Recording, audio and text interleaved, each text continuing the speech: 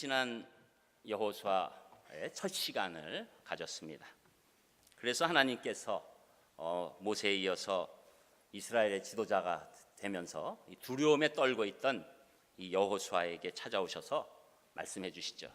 내가 인생에 형통하게 되는 길이 이렇다라고 우리가 지난 시간 말씀을 나눈 것입니다. 이제 오늘은 가나안 땅 들어가는 데 있어서 첫 관문인 이 여리고성을 함락시키는 그 과정에 있어서 아주 시작 부분을 이야기하고 있습니다. 당시 여리고성은 4,000년의 장구한 역사와 문화를 가지고 있는 거대한 도시입니다. 지금부터 4,000년 전의 도시가 아니라 그 당시에 4,000년 전이에요.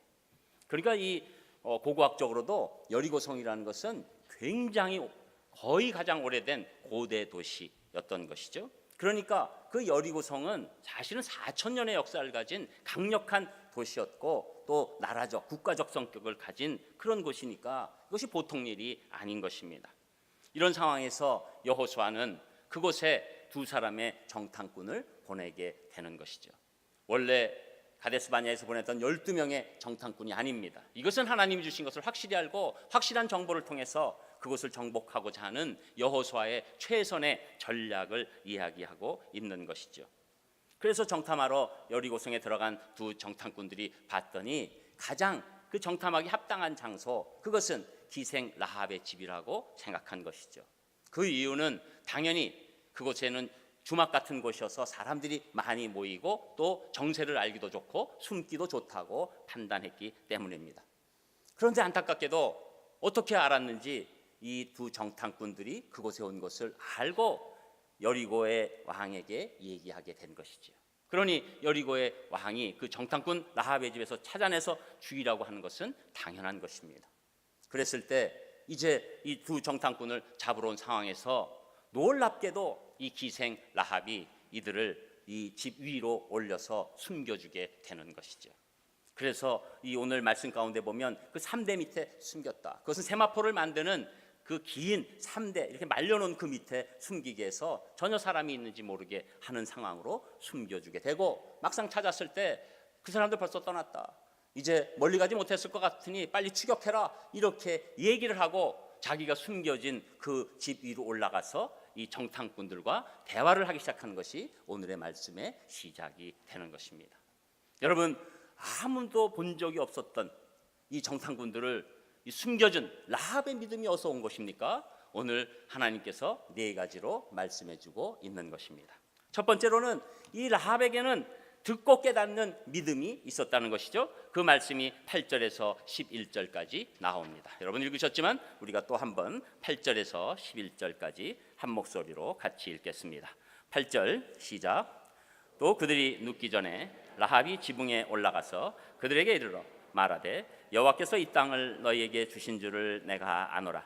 우리가 너희를 심히 두려워하고 이 땅 주민들이 다 너희 앞에서 간담이 녹나니 이는 너희가 애굽에서 나올 때 여호와께서 너희 앞에서 홍해 물을 마르게 하신 일과 너희가 요단 저쪽에 있는 아모리 사람의 두 왕 시훈과 옥에게 행한 일 곧 그들을 전멸시킨 일을 우리가 들었음이니라. 우리가 듣자 곧 마음이 녹았고 너희로 말미암아 사람이 정신을 잃었나니 너희의 하나님 여호와는 위로는 하늘에서도 아래로는 땅에서도 하나님이시니라. 아멘.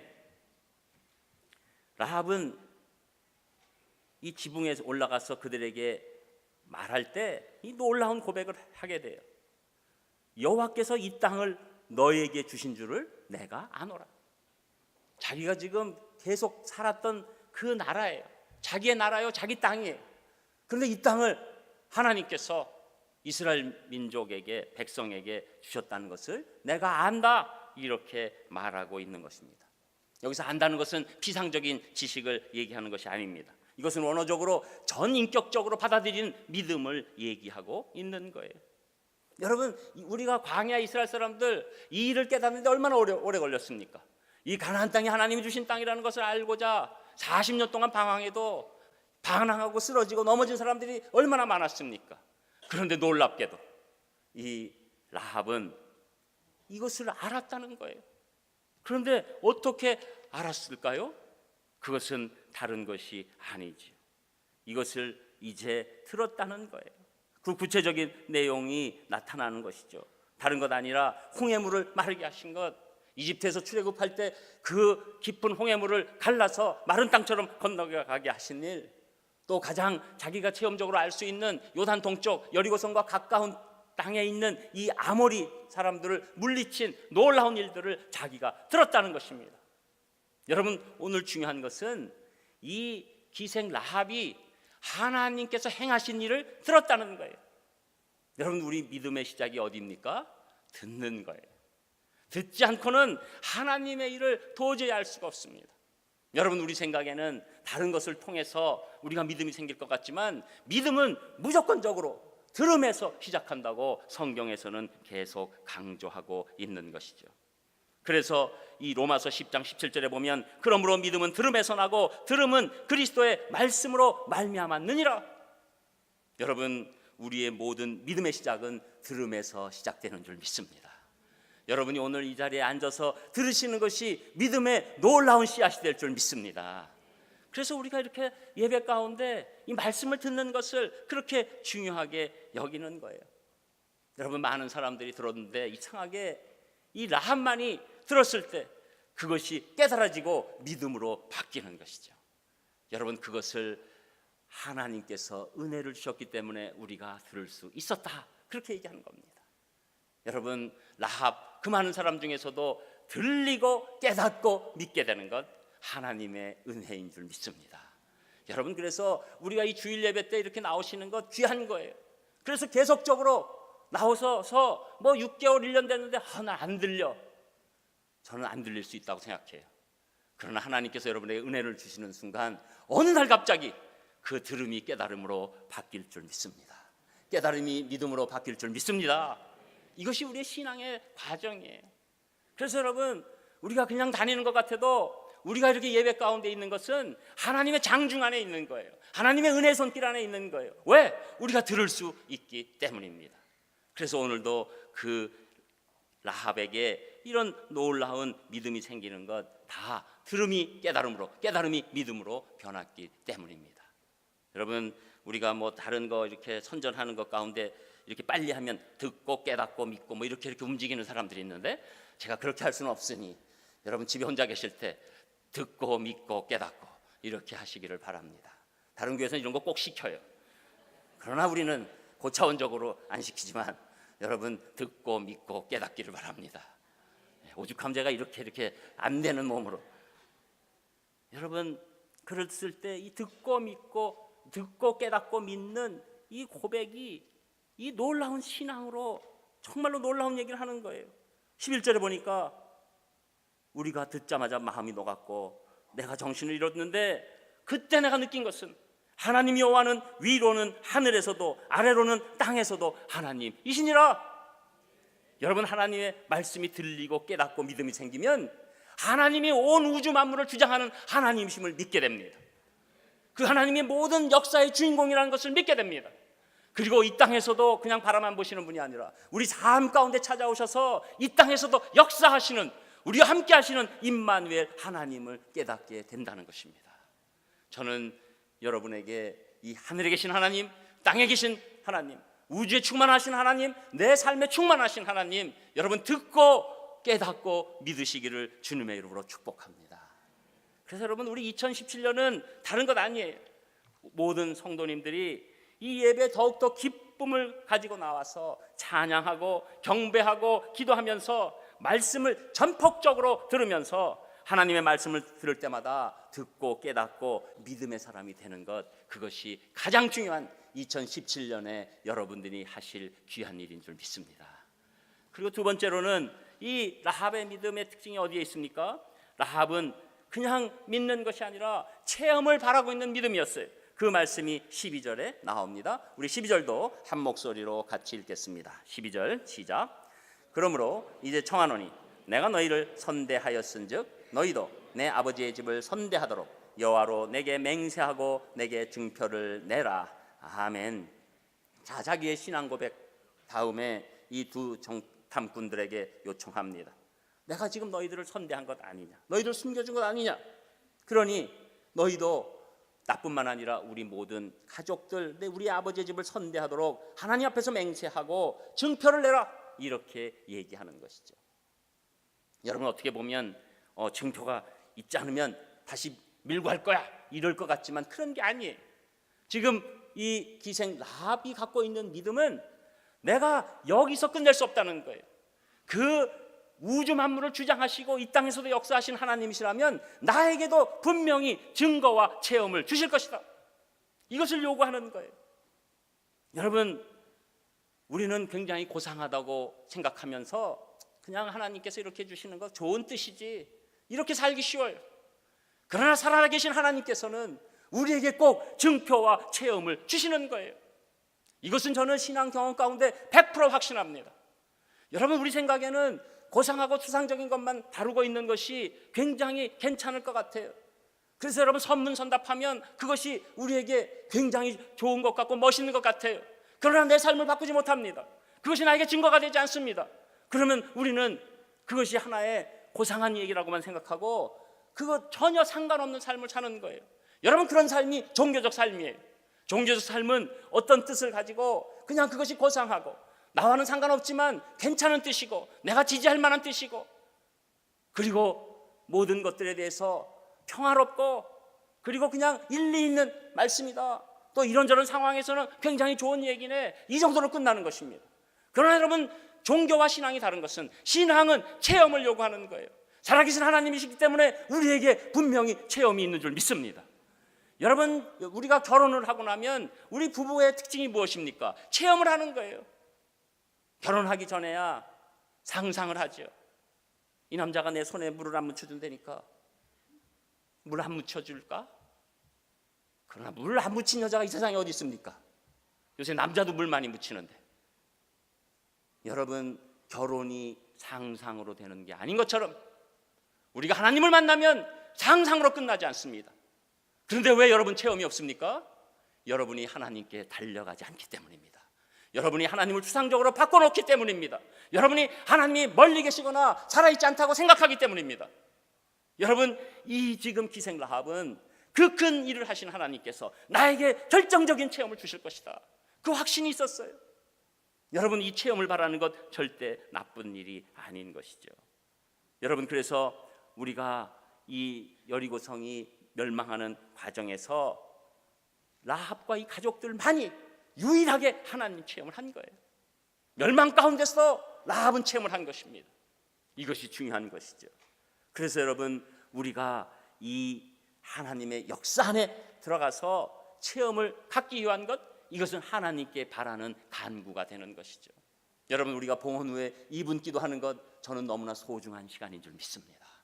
여러분, 이것은 우리가 갖고 있는 어떤 문제 해결만을 위한 게 아니에요. 해결 가운데 살아계신 하나님, 나에게 오신 하나님, 나에게 역사하신 하나님, 그동안에 우리의 하나님, 저들의 하나님에서 나의 하나님, 나의 하나님으로 고백하는 놀라운 도구가 우리가 예배 잘 드리고 봉헌 후에 드리는 2분 기도 가운데 역사하시는 줄 믿습니다. 여러분, 그래서 우리가 하나님 앞에 간구하는 것, 절대 여러분 이것을 이상하거나 이것이 기복주의적으로만 생각하면 안 됩니다. 여러분, 내가 간구해서 이 땅에 복만 바라고 끝나는 것 기복주의입니다. 그러나 내가 하나님 앞에 기도해서 체험 얻는 것, 그리고 그 체험이 성장해서 하나님과 좋은 관계를 누릴 뿐만 아니라 하나님의 말씀을 따르는 놀라운 능력이 우리 가운데 임하는 것, 이것은 하나님께서 주신 놀라운 신앙으로 바뀌게 되는 것입니다. 저는 2017년 우리 사랑하는 산상교회 성도님 모두 다 체험적인 신앙 가운데 거하시기를 주님의 이름으로 축원합니다. 그리고 세 번째로는 구원을 기다리는 믿음이 이 라합에게 있었다는 것이죠. 그 말씀이 13절 14절에 나옵니다. 우리 또 2절 같이 읽겠습니다. 시작. 그리고 나의 부모와 나의 남녀 형제와 그들에게 속한 모든 사람을 살려주어 우리 목숨을 죽음에서 건져내라. 그 사람들이 그에게 이르되 네가 우리의 이 일을 누설하지 아니하면 우리의 목숨으로 너희를 대신할 것이요 여호와께서 우리에게 이 땅을 주실 때에는 인자하고 진실하게 너를 대우하리라. 아멘. 자, 그러면서 라합이 하는 얘기는 나의 부모와 나의 남녀 형제와 그들에게 속한 모든 사람을 살려줘서 우리 목숨을 죽음에서 건져내라. 나뿐만 아니라 우리 가족까지도 죽음에서 건져내라. 이것은 다른 얘기로 하면 나와 우리 모든 가족을 구원해달라, 이 얘기예요. 구원해달라. 라합이 가장 중요한 요구였던 것이죠. 죽음에서 건져내달라. 여러분, 이것이 구원의 의미입니다. 여러분, 우리는 이 땅에서 다 죽죠. 그러나 우리가 죽지 않는 길이 있죠. 그것은 예수 그리스도를 믿어서 영생에 이르는 길이죠. 라합은 이것을 바라보는 거예요. 라합은 구원이 자기와 자기 가족에게 임하기를 원한 것입니다. 오늘 최상한 집사님 미리 설교를 그렇게 얘기하셔가지고 조금 겹치려다가 그래도 덜 겹쳐서 다행이지만, 여러분, 이 가족의 구원의 대표성이 임한 거예요. 가족의 구원에 사도행전에 분명히 말합니다. 주 예수를 믿어라. 그리하면 너와 내 가족이, 집이 구원받으리라. 라합은 다른 것이 중요한 게 아니에요. 나와 우리 집이 구원받아야 돼. 나와 집이 구원받는 것이 가장 큰 가치야. 그것이 가장 소중한 것이야. 여러분, 우리는 지금 우리 국가적으로 힘들고 어렵다고 그래도 내가 살아있기 때문에 이 구원이 얼마나 큰지 몰라요. 그런데 우리가 아프고 어려움 가운데 내가 언제 무슨 일이 있을지 모른다는 생각을 하게 되면 이 세상에서 다른 것 다 없어집니다. 뭐만 남습니까? 구원만 남는 거예요. 여러분, 구원이 이렇게 중요한 거예요. 여러분, 우리가 이제 이 삶 가운데 있다가 정말로 위기의 위기 앞에 섰을 때 무엇만 남습니까? 구원만 남는 거예요. 오늘 그 라합이 그것을 하는 것이죠. 자기에게는 오직 구원밖에 없다. 자기 집안은 오직 구원밖에 없다. 그래서 이스라엘이 진군해 올 때 이런 요구를 하니까 이 점탕군들이 나중에 붉은 줄을 내려라. 이 라합의 집이 성벽 위에 있기 때문에 도망가려면 그 창으로 내려갈 때 그 붉은 줄로 지금 타고 내려간 것처럼 거기에 붉은 줄을 걸어매라. 그러면 우리 이스라엘 군대가 왔을 때 붉은 줄이 내려온 집에 대해서 전혀 상함도 해함도 없게 하겠다. 마치 출애굽 시절에 6월절에 문설주와 임방에 어린 양의 피를 뿌린 곳에는 죽음의 사자가 넘어가는 것처럼 이스라엘 군대가 그 붉은 줄을 내린 집에는 절대 공격하지 않겠다는 약조를 받는 것이죠. 여러분, 실제로 이 일이 일어난 것이죠. 그래서 다 전멸돼도 라합과 그의 가족들은 살아나게 되고 구원받게 된 것입니다. 무엇 때문에? 붉은 줄을 걸어내렸기 때문에, 구원 얻는 믿음을 바랐기 때문에. 그래서 그 붉은 줄, 그것은 초대교부들이 얘기할 때 그리스도의 보혈을 상징한다. 여러분, 6월절의 어린 양의 피, 그리스도의 보혈을 상징한다. 여러분, 우리 이 땅에서 구원받을 유일한 이름 예수 그리스도밖에 없는 줄 믿습니다. 우리를 구원하실 놀라운 것 그리스도의 보혈밖에 없는 줄 믿습니다. 그래서 우리는 계속 예수님 고백하고 나가는 것이죠. 여러분에게 어떤 위험이 있어도 여러분 길게 이해하실 거 없어요. 예수님 저를 도와주시옵소서. 저를 구원해 주시옵소서. 그 구원 가운데 우리는 완전히 영생을 누리게 될 것입니다. 어떤 것도 우리를 두렵게 하지 못할 것입니다. 우리가 죽음 앞에 있을지라도 두려워하지 않을 것입니다. 어떤 끌어감이 있어도 두려워하지 않을 것입니다. 그것이 사도 바울의 로마서 8장의 고백이 된 것이죠. 여러분, 이런 놀라운 구원을 향한 믿음은 여기서 끝나지 않습니다. 라합의 후손에게 이어져서, 여러분, 라합의 후손이 다윗인 줄 아셨나요? 다윗의 후손이 예수님인 줄 아시나요? 이것을 마태복음 1장에 나오는, 여러분 마태복음 읽기 시작할 때 기절하시는 그 족보가 나오는 거예요. 이 족보가 그냥 족보가 아니에요. 그 족보를 하나하나 따져보면 놀라운 하나님의 섭리가 있어요. 구원의 족보입니다. 이것은 잘난 척하는 족보가 아니에요. 세상에서 부귀영화를 누렸다는 족보가 아니에요. 소위 말하는 집안 좋다는 족보가 아니에요. 이 마태복음 1장의 족보는 구원이 이루는 놀라운 역사의 족보라고 얘기하는데, 1절에 보면 아브라함과 다윗의 자손 예수 그리스도의 계보라, 예수님의 족보라는 거죠. 5절에 보면 살몬은 라합에게서 보아스를 낳고, 보아스에게서 루셋에게서 오벳을 낳고, 오벳은 이새를 낳고, 이새는 다윗 왕을 낳으니라. 16절에 가니까 야곱은 마리아의 남편 요셉을 낳았으니 마리아에게서 그리스도라 칭하는 예수가 나시니라. 라합이 예수님의 육적인 조상이 되었다는 것입니다. 놀라운 일입니다. 기생 라합이 인류를 구원하는 족보에 오른 것입니다. 여러분, 우리가 믿음을 발휘할 것들의 영역이 많이 있습니다. 그러나 여러분, 믿음 중에서도 구원 없는 믿음이 여러분에게 확실히 임하시기를 주님의 이름으로 축원합니다. 그리고 끝으로 네 번째로 라합이 가진 믿음은 행함이 있는 믿음이었어요. 그 말씀이 15절에 나옵니다. 우리 15절 같이 읽겠습니다. 15절 시작. 라합이 그들을 창문에서 줄로 달아 내리니 그의 집이 성벽 위에 있으므로 그가 성벽 위에 거주하였음이라. 아멘. 결국 라합은 머뭇거리지 않고 두 정탐꾼을 줄로 달아내려서 도망갈 수 있도록 했습니다. 여러분, 이것은 우리 언뜻 보면 가벼운 것 같지만 이것은 이 집안 전체의 목숨을 거는 거예요. 식구들 입장에서는 아니, 죽으려면 저만 죽지, 왜 이런 짓을 해가지고 다 죽게 만들어. 이것은 값비싼 대가를 지불하고서라도 라합은 하나님의 편에 서기로 결단한 겁니다. 행한 겁니다. 믿음으로 행한 거예요. 히브리서 11장을 우리는 믿음장이라고 얘기합니다. 여기에 믿음으로 살았던 믿음의 선진, 믿음의 모델들이 쫙 열거되는데 놀랍게도 또 이 기생 라합의 이름이 여기 있어요. 히브리서 11장 31절에 보면 믿음으로 기생 라합은 정탐꾼을 평안히 영접하였으므로. 다시 말하면 기생 라합이 믿음의 선진으로 인정받을 수 있었던 것은 그녀가 믿음으로 정탐꾼을 숨겨주고 그리고 도망가게 해주고 그런 놀라운 믿음의 행함이 있었다는 것이죠. 이런 위험한 상황 가운데서도 그녀는 상천하지에 유일하신 하나님 그분만을 믿고 이런 놀라운 결단적 행동을 하게 된 것이죠. 그래서 또 야고보서 2장에는 아브라함 다음에 두 번째 예로서 라합을 소개하고 있습니다. 야고보서 2장 25절에 보면 또 이와 같이 기생 라합이 사자를 접대하여 다른 길로 나가게 할 때 행함으로 의롭다 하심을 받은 것이 아니냐. 그러면서 이 일에 인해서 우리가 잘 알고 있는 그 야고보서의 주제, 그 얘기를 하는 거예요. 영혼 없는 몸이 죽은 것 같이 행함이 없는 믿음은 죽은 것이니라. 여러분, 믿음은 내가 동의하는 것으로 끝나는 것이 아닙니다. 내가 그것을 실천하는 거예요. 저는 우리 산상교회 성도님들이 믿음으로 마음에 온 그 생각을 실제적인 생활로 연결시키기를 주님의 이름으로 축복합니다. 여러분, 왜 대한민국 교회에 어려움이 있습니까? 믿음을 내가 어떤 생각이나 말씀을 동의하는 데 그치는 거예요. 그리고 생각대로 삶 따로. 너무 심각하니까 여러분, 아재 개그를 하면 따로 국밥처럼 사는 거예요.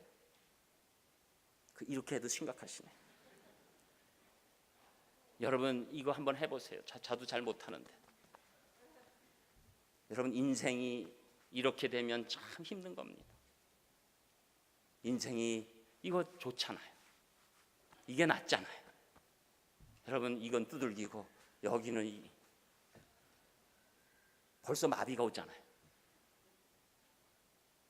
여러분, 우리 믿음이라는 것은 내가 하나님의 말씀에 동의하고 그 말씀대로 움직여보는 거예요. 여러분, 왜 우리가 하나님의 기적과 체험이 없습니까? 말로는 듣고 동의했다고 하는데 내가 나가서 그렇게 안 살아보는 거예요. 여러분, 하나님의 역사는 내가 마음으로 동의하고 그렇게 살아볼 때 하나님의 기적이 현실로 나타나는 거예요. 우리가 그것을 하지 않으면 그냥 이 사고적인 하나님으로 끝나게 되는 것이죠. 그러니 나도 하나님을 만나지 못하고 또 나를 통해서 어떤 사람이 살아나지도 못하는, 전혀 구원의 통로가 되지 못하는 안타까운 이 삶 가운데 있었을 때 우리는 완전히 영향력을 상실하게 되는 것입니다. 저는 우리 사랑하는 산상교회 성도님들 2017년에 믿음대로 행하시기를 주님의 이름으로 축원합니다. 여러분, 저는 여러분에게 무조건 무리한 일을 하라고 하지 않아요. 여러분이 생긴 믿음만큼만 움직이세요. 괜히 생긴 이상 믿음으로 움직이다가 쓰러지면 그 골치 아파요. 여러분 생긴 믿음만큼만 움직여주세요. 여러분 생긴 믿음만큼만 행해보세요. 우리가 그렇게 살기 시작할 때 하나님이 우리에게 사인을 하나하나 던져주십니다. 여러분, 우리가 수영할 때 처음부터 깊은 곳에 빠뜨리는 부모는 아주 바보 같은 부모예요. 그러면 트라우마만 생겨서 수영 아예 못합니다. 그러나 지혜로운 부모가 수영시킬 때는 찰랑거리는 팔목 밑에 있는 곳에 들어가서 재미있게 놀게 하다가 조금 더 들어가다가 조금 더 들어가다가 조금 더 들어가도 아무 이상 없다는 것을 알게 해줬을 때 그 자녀가 놀라운 승리가 임하는 것입니다. 여러분, 주일날 들으신 말씀만큼, 깨달은 만큼 꼭 실천하시는 귀한 분들 되시기를 축복합니다. 1858년 뉴욕의 어느 가정에서 한 아이가 태어났는데 그 아이는 어려서 소아마비를 앓아서 다리를 절었고 시력도 극도로 나빴습니다. 게다가 천식까지 앓아서 앞에 있는 촛불조차 입으로 불어서 끌 수 있는 힘도 없을 만큼 호흡곤란을 겪고 있었습니다. 가까스로 생명을 연장해서 드디어 11살이 되던 날 신앙이 좋은 이 아버지가 이 아이에게 이런 말을 해줍니다. 아들아, 네가 가진 장애는 장애가 아니란다. 네가 만약 전능하신 하나님을 참으로 신뢰하고 믿는다면, 그리고 하나님의 도우심이 너와 함께 한다면 오히려 너의 장애 때문에 모든 사람이 너를 주목할 것이고 너는 진실로 역사의 신화 같은 기적을 남기는 놀라운 삶을 살 수 있단다. 그 후에 그는 하나님을 믿는 믿음을 가지고 행함으로 열심히 도전했습니다.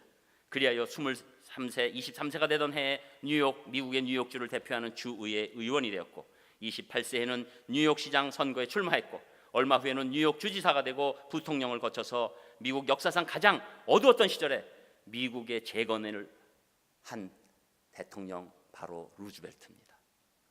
여러분, 저는 루즈벨트 전 인생을 다 동의해서 이런 말씀 드리는 게 아니에요. 여러분, 믿음으로 행하면 하나님께서 역사하십니다. 여러분, 육신적인 장애는 결코 장애가 아니에요. 여러분, 몸이 지금 아무리 아프셔도 그것은 장애가 아니에요. 그러나 영적인 장애는 진짜 장애입니다.